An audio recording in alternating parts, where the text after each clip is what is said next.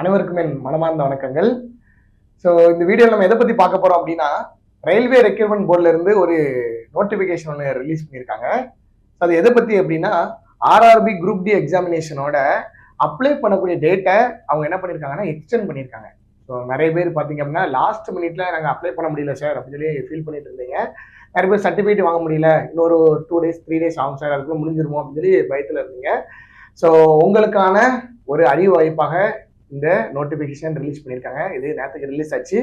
So already நமக்கு தெரியும், apply பண்ணக்கூடிய லாஸ்ட் டேட் February 22 வரைக்கும் நமக்கு கொடுத்துருந்தாங்க. ஸோ இப்போ பார்த்தீங்க அப்படின்னா என்ன பண்ணியிருக்காங்க அப்படின்னா அதை கொஞ்சம் சேஞ்ச் பண்ணியிருக்காங்க. ஸோ அதை பற்றி ஒரு தனியாக ஒரு நோட்டிஃபிகேஷனாகவே அவங்க ரிலீஸ் பண்ணியிருக்காங்க. பாருங்க, இதுக்கு முன்னாடி ஆன்லைன் அப்ளிகேஷனை சப்மிட் பண்ணக்கூடிய டேட், ஆன்லைன் அப்ளிகேஷனை சப்மிட் பண்ணக்கூடிய டேட்டு 22 நைட்டு 11:59, அதாவது 23:59 மணிக்குள்ள நீங்க பண்ணணும்னு சொல்லி கொடுத்துருந்தாங்க. இப்போ அதை எப்படி மாத்திருக்காங்க அப்படின்னா, மார்ச் மாதம் 1 வரைக்கும் எக்ஸ்டெண்ட் பண்ணியிருக்காங்க. கிட்டத்தட்ட பாத்தீங்க அப்படின்னா ஒரு 8 நாள் சாலிடா என்ன பண்ணியிருக்காங்க அப்படின்னா இன்க்ரீஸ் பண்ணியிருக்காங்க. ஸோ இது ஒரு முக்கியமான விஷயம். ஏன்னு கேட்டீங்கன்னா, நிறைய பேர் ஓபிசி சர்டிஃபிகேட் அப்ளை பண்ண முடியல, என்னால வாங்க முடியல அப்படின்னு சொல்லி ஃபீல் பண்ணிட்டு இருந்தீங்க. ஸோ அப்போ இப்போ நீங்கள் நினச்சா கூட இன்னைக்கு நீங்கள் ஓபிசி சர்டிஃபிகேட் அப்ளை பண்ணி வாங்கினா கூட ஒரு 4-5 daysக்குள்ள உங்கள் கையில் ரீச் ஆயிரும். ஸோ நீங்கள் அதுக்கப்புறம் என்ன பண்ணிக்கலாம் அப்படின்னா எக்ஸாம் அப்ளை பண்ணிக்கலாம். ஸோ பிரச்சனை இல்லை. ஸோ நிறைய பேருக்கு இன்னொரு குழப்பம் இருக்கு. ஸோ ஓபிசி சர்டிஃபிகேட் வாங்குறதுக்கு என்னென்ன பண்ணணும் அப்படின்னு சொல்லி நிறைய குழப்பம் இருக்கு. ஒன்றும் இல்லை, உங்களுடைய இன்கம் சர்டிஃபிகேட் அண்ட் பார்த்தீங்கன்னா உங்களுடைய கம்யூனிட்டி சர்டிஃபிகேட் ரெண்டையும் உங்களுக்கு தேவைப்படும். ஸோ இது எப்படி நம்ம அப்ளை பண்ணணும்னு கேட்டிங்கன்னா, இ சேவை மையத்தில் போய் என்ன பண்ணிக்கலாம் அப்படின்னா அந்த ரெண்டையும் கொடுத்தோம் அப்படின்னா அப்ளை பண்ணிக்கலாம். இந்த சர்டிஃபிகேட் நமக்கு ரிசீவ் ஆகிற வரைக்கும் நம்ம வெயிட் பண்ணுமான்னு கேட்டிங்கன்னா அப்படியும் இல்லை. ஸோ நீங்கள் அப்ளை பண்ண உடனே உங்களுக்கு என்ரோல் நம்பர் அப்படின்னு சொல்லி என்ரோல்மெண்ட் ஆன நம்பர் ஒன்று உங்களுக்கு கொடுப்பாங்க. டிஎன் அப்படின்னு சொல்லி போட்டு டேஷ் போட்டு ஒரு நம்பர் வரும். ஓகேவா? இந்த நம்பர் தான் உங்களுடைய சர்டிஃபிகேட் நம்பர். ஸோ இந்த மெசேஜ் உங்களுக்கு ரிசீவ் ஆயிடுச்சுன்னா இந்த டிஎன் போட்டு இருக்கக்கூடிய நம்பரே நீங்க என்ன பண்ணலாம், அப்ளை பண்ணலாம். ஏன்னு கேட்டீங்கன்னா, ஓபிசி சர்டிஃபிகேட் எதுலையுமே அப்ளை பண்ண சொல்லலை. ஸோ அதாவது உங்களுக்கு அப்லோட் பண்ண சொல்லலை. ஸோ அதனால அந்த நம்பர் மட்டும் தான் அவங்க கேட்குறாங்க. ஸோ இதை எப்பவுமே யாரு உங்களுக்கு இஷ்யூ பண்ணுவாங்கன்னு கேட்டீங்கன்னா, ஜோனல் டெபுட்டி தாசில்தார். ஸோ அது நமக்கு ஆப்ஷன்ல கொடுக்கல. ஸோ தாசில்தார் அப்படின்றத போட்டு நம்ம அப்ளை பண்ணிக்கலாம். ஸோ தமிழ்நாட்டில் எல்லாத்துக்குமே ஓபிசி சர்டிஃபிகேட் யார் வழங்குறான்னு கேட்டீங்கன்னா தாசில்தார் தான் வழங்குறாரு. ஸோ அதனால யார் உங்களுக்கு இந்த சர்டிஃபிகேட் இஷ்யூ பண்ணான்னு கேட்டாங்கன்னா தாசில்தார் போட்டுக்கோங்க.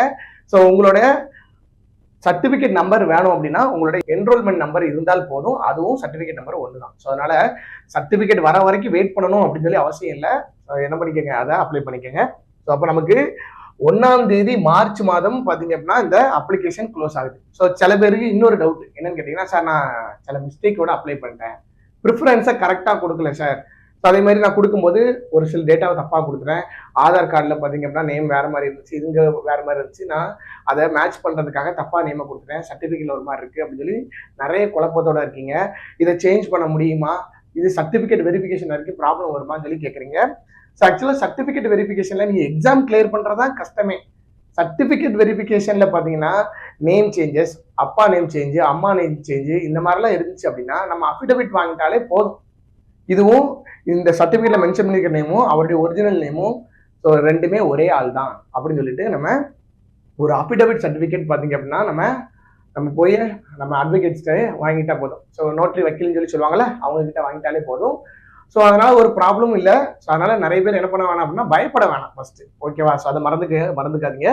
ஸோ ஒருவேளை நான் சின்ன மிஸ்டேக் பண்ணிட்டேன் சார், ப்ரிஃபரன்ஸை சின்ன மிஸ்டேக் பண்ணிட்டேன், அல்லது ஏதாவது அப்ளை பண்ணக்கூடிய இடங்கள்ல சின்ன மிஸ்டேக் பண்ணிட்டேன், சர்டிஃபிகேட் நம்பரை தப்பாக கொடுத்துட்டேன் அப்படின்னா நீங்க ஒரி பண்ண வேண்டிய அவசியம் இல்லை. ஏன்னு கேட்டீங்கன்னா, உங்களுக்காக மாடிஃபிகேஷன் லிங்க உங்களுக்கு என்ன பண்ணுவாங்க அப்படின்னா கொடுப்பாங்க.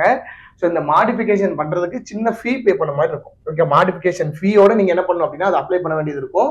ஸோ அதனால எனக்கு ஏதாவது சின்ன மிஸ்டேக் பண்ணிட்டேன் அப்படின்னு சொல்லி நினைக்கிறவங்க கூட பயப்பட வேண்டிய அவசியம் இல்லை. உங்களுக்காக உங்களுடைய மிஸ்டேக்கை சேஞ்ச் பண்றதுக்கான மாடிஃபிகேஷன் லிங்க் ஆல்ரெடி எப்போ ஓப்பன் ஆகிற மாதிரி கொடுத்துருந்தாங்க அப்படின்னா February 25 மார்ச் 6 வரைக்கும் கொடுத்துருந்தாங்க. ஆனா இப்ப அந்த டேட்டையும் எக்ஸ்டெண்ட் பண்ணிட்டாங்க. எப்ப இருந்து அப்படின்னா மாடிஃபிகேஷன் பண்ணக்கூடிய லிங்க் உங்களுக்கு எப்போ ஓப்பன் ஆகும் கேட்டீங்கன்னா மார்ச் மாதம் 4 ஓப்பன் ஆகும். ஸோ மார்ச் மாதம் 13 வரைக்கும் அந்த தேதிக்குள்ள நீங்க என்ன பண்ணிக்கலாம், மாடிஃபிகேஷன் பண்ணிக்கலாம். கிட்டத்தட்ட ஒரு 10 days நீங்க என்ன பண்ணிக்கலாம் அப்படின்னா மாடிஃபை பண்றதுக்கான லிங்க் கூட உங்களுக்கு ஓப்பன் பண்ணுவாங்க. ஆனா 2 விஷயத்த மட்டும் மாடிஃபை பண்ண முடியாது. அதுதான் அவங்க கொடுத்துருக்காங்க. புதுசா அக்கௌண்ட்டை கிரியேட் பண்ணக்கூடிய ஃபார்ம் ஓப்பன் ஆகாது. பிளஸ் நீங்க செலக்ட் பண்ண ரயில்வே ஜோன் சேஞ்ச் பண்ண முடியாது. இப்போ சதர்ன் ரயில்வே பண்ணிருக்கீங்க, நார்த்தன் ரயில்வே பண்ணிருக்கீங்கன்னா ஜோனை மாற்ற முடியாது, புதுசா அக்கௌண்ட் கிரியேட் பண்ண முடியாது. இந்த ரெண்டு மட்டும் தான் பண்ண முடியாது. மற்ற எல்லாமே நம்ம என்ன பண்ணலாம்னு கேட்டீங்கன்னா மாடிஃபை பண்றதுக்கான லிங்க்கும் நமக்கு ஓப்பன் ஆகும். ஸோ அதனால சின்ன சின்ன மிஸ்டேக்கோட பண்ணிருக்கிறவங்க, ஸோ கரெக்டா ப்ரிஃபரன்ஸ் கொடுக்காதவங்க, ஸோ இவங்கெல்லாம் பயப்பட வேண்டிய அவசியம் இல்லை. உங்களுக்கான தேதி மார்ச் 4ஆம் தேதி, அதுல இருந்து 13ஆம் தேதி வரைக்கும் உங்க கையில இருக்கு. ஸோ அதை பண்ணிக்கோங்க. பேமெண்ட் பண்ணி முடிக்கக்கூடிய, நான் அப்ளை பண்ணிட்டேன் சார், இன்னும் பேமெண்ட் மட்டும் எனக்கு சக்சஸ் ஆகல அல்லது பேமெண்ட் நான் முடிக்காம வச்சிருக்கேன் அப்படின்னா, நீங்க மார்ச் 3ஆம் தேதிக்குள்ள என்ன பண்ணிடணும் அப்படின்னா உங்களோட பேமெண்ட்டை முடிச்சிடணும்.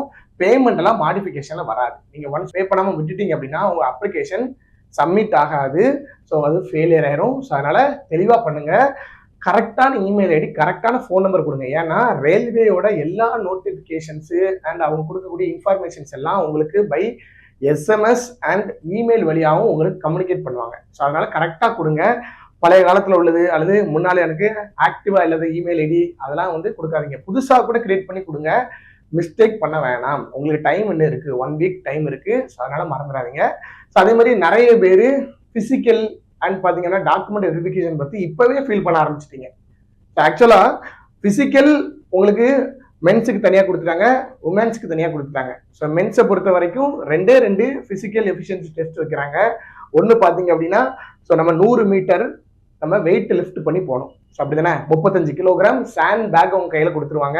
2 நிமிஷம் டைம், 2 மினிட் நமக்கு டைம் கொடுக்குறாங்க. அந்த 2 மினிட்குள்ள 100 மீட்டரை கிராஸ் பண்ணணும். 100 மீட்டர்னு சொல்லி பார்க்கும்போது பெரிய டிஸ்டன்ஸ் கிடையாது. அது மாதிரி 35 கிலோ கஷ்டமா இருக்குமா சார் அப்படின்னு சொல்லி கேட்டீங்கன்னா, பிடிமானம் கரெக்டாக இருக்கக்கூடிய சாண்ட் பேக் தான் உங்களுக்கு கொடுப்பாங்க. அதனால நீங்க அதெல்லாம் ஒரி பண்ண வேணாம். ஸோ 100 மீட்டரை 2 நிமிஷத்துல கிராஸ் பண்றதுன்றது ரொம்ப ஈஸியானது தான். ஸோ அதனால அதை பத்தி ஒரி பண்ண வேணாம். உமன்ஸை பொறுத்த வரைக்கும் 20 கிலோகிராம் தான். ஸோ 2 நிமிஷம் டைமு 100 மீட்டர் அவங்க கிராஸ் பண்ணணும். ஆனால் 20 கிலோகிராம் மட்டும்தான். ஸோ 20 கிலோகிராம்ன்றப்ப நீங்க எடுத்துக்கணும். ஒரே ஒரு மிஸ்டேக் என்னன்னு கேட்டீங்கன்னா, அதுல காமனா பண்றது கரெக்டா லிஃப்ட் பண்ணாம விட்டுருவாங்க. அதான் கஷ்டமா இருக்கும். நீங்க கரெக்டா பண்ணும்போது கரெக்டா லிஃப்ட் பண்ணிட்டீங்க அப்படின்னா நீங்க ஈஸியா கேரி பண்ணிட்டு போயிடலாம். ஏன்னா ஒரு டைம் நீங்க லிஃப்ட் பண்ணிட்டீங்கன்னா அதுக்கப்புறம் என்ன பண்ணக்கூடாது, கீழே வைக்கக்கூடாது. அது ஒண்ணுதான் பிரச்சனை. ஸோ இது உங்களுக்கு கஷ்டமா இருக்காது. ஸோ ரன்னிங்கை பொறுத்த மட்டும் ஸோ பாய்ஸுக்கும் 1000 மீட்டர் தான், கேர்ள்ஸுக்கும் 1000 மீட்டர் தான். டைம் மட்டும் தான் வேரியேஷன். பாய்ஸை பொறுத்த வரைக்கும் 4 நிமிஷம் 15 செகண்ட், கரெக்டா? 4 நிமிஷம் 15 செகண்ட் கொடுக்குறாங்க. ஸோ அதே மாதிரி கேர்ள்ஸை பொறுத்த வரைக்கும் 5 நிமிஷம் 40 செகண்ட், அப்படித்தானே? 5 நிமிஷம் 40 செகண்ட் உங்களுக்கு கொடுக்கப்படுது. ஸோ நிறைய பேருக்கு இதை கிளியர் பண்ண முடியுமா சார் அப்படின்னு சொல்லி ஒரு பெரிய டவுட் இருக்கு. நீங்க ஆக்சுவலா இந்த செகண்டை நீங்க மொத்தமா எடுத்துக்கிட்டீங்க அப்படின்னா உங்களுக்கு கிட்டத்தட்ட ஒரு 255 செகண்ட், 1000 மீட்டர். ஒரு செகண்டுக்கு 4 மீட்டர், 4 மீட்டர் பெர் செகண்ட் தான் நீங்க ஓட போறீங்க. ஓகேவா? பாய்ஸை பொறுத்த வரைக்கும். ஸோ இந்த 4 மீட்டர் பெர் செகண்ட்ன்றதை நீங்க கிலோமீட்டர் பெர் அவருக்கு கன்வெர்ட் பண்ணிட்டீங்க அப்படின்னா வெறும் 14 கிலோமீட்டர் தான். 14 கிலோமீட்டர் பெர் அவர் தான் நீங்க ஓட வேண்டியது இருக்கும். ஒரு ஆவரேஜ் மேனோட ஸ்பீடு 20 கிலோமீட்டர் பெர் அவர். ஒரு நல்ல ஆவரேஜா ஓடக்கூடிய ஒரு நபருடைய ஸ்பீடு 20 கிலோமீட்டர் பெர் அவர் அப்படின்னு இருக்கும்போது நீங்க வெறும் 14 கிலோமீட்டர் பெர் அவர் ஓடினாலே போதும். ஸோ அதனால இதை பத்தி எந்த ஒரையும் நீங்க பண்ணிட்டு இருக்க வேணாம். ஃபர்ஸ்ட் நம்ம கையில இருக்குது என்னன்னு கேட்டீங்கன்னா எக்ஸாமினேஷன். இந்த எக்ஸாமினேஷனை எப்படி கிளியர் பண்ணணும், என்னென்ன விஷயங்கள் அப்ரோச் பண்ணணும், இது எல்லாமே உங்களுக்கு அப்கமிங் வீடியோஸ்ல. ஸோ என்ன மாதிரி நிறைய பேர் உங்களுக்கு குரூப் டி ஆலோசனை தர்றதுக்கு நம்ம அகாடமில வெயிட் பண்ணிட்டு இருக்காங்க. அவங்களுக்கு ரெகுலரா கொடுத்துட்டு இருப்பாங்க. நீங்க ஜஸ்ட் ஃபாலோ அண்ட் அதை நீங்க என்ன பண்ணுங்க, அவங்க என்ன சொல்றாங்களோ அதை ப்ராப்பரா ஸ்டடி பண்ணுங்க. அது மட்டும் போதும். நீங்க இப்பவே போய் டாக்குமெண்ட் வெரிஃபிகேஷன் எனக்கு அப்படி ஆயிரும் சார், மெடிக்கல் எனக்கு இப்படி ஆயிரும் சார், அதெல்லாம் பிரச்சனை இல்லை. எல்லாத்துக்குமே சின்ன சின்ன விஷயங்கள் நமக்கு தெரிய வேண்டியது இருக்கு. அது ஒவ்வொரு ப்ராசஸ்லயும் நம்ம பார்ப்போம். உங்களுக்கு நீங்க என்டையர் இந்த ப்ராசஸ் முடிகிற வரைக்கும் உங்களுக்கு அகாடமியோட அசிஸ்டன்ஸ் கூடவே இருக்கும். அதனால யாரும் இதை பத்தி ஒரி பண்ண வேணாம். ஸோ இப்போதைக்கு நம்ம கையில இருக்குது எக்ஸாமினேஷன். இந்த எக்ஸாமினேஷனை எப்படி கிளியர் பண்ணணும் அப்படின்னு சொல்லி பார்ப்போம். 2வது நம்ம பிசிக்கல் போய்க்கலாம். அடுத்து நம்ம டாக்குமெண்ட் வெரிஃபிகேஷன், மெடிக்கல் அப்படின்னு சொல்லி எல்லாத்துக்கும் எல்லா வகையான அசிஸ்டன்ஸும் நம்ம சைட்லேருந்து நம்ம கொடுப்போம். ஸோ தொடர்ந்து நம்மளோட சேனல்ல இந்த குரூப் டியை பத்தி அவேர்னஸ் அண்ட் பார்த்தீங்க அப்படின்னா குரூப் டி எக்ஸாம்ஸ் எப்படி அப்ரோச் பண்ணணும், என்னென்ன கொஸ்டின்ஸ் எதிர்பார்க்கலாம், எப்படி கிளியர் பண்ணலாம், 1 by 1 ஒவ்வொரு வீடியோ உங்களுக்கு கொடுத்துட்டு இருப்போம். எல்லாத்தையும் தொடர்ந்து பாருங்க. ஸோ பொதுவாக ஒரு ஒரு ஒரு ஃபேமஸான கோர்ஸ் ஒன்று உண்டு.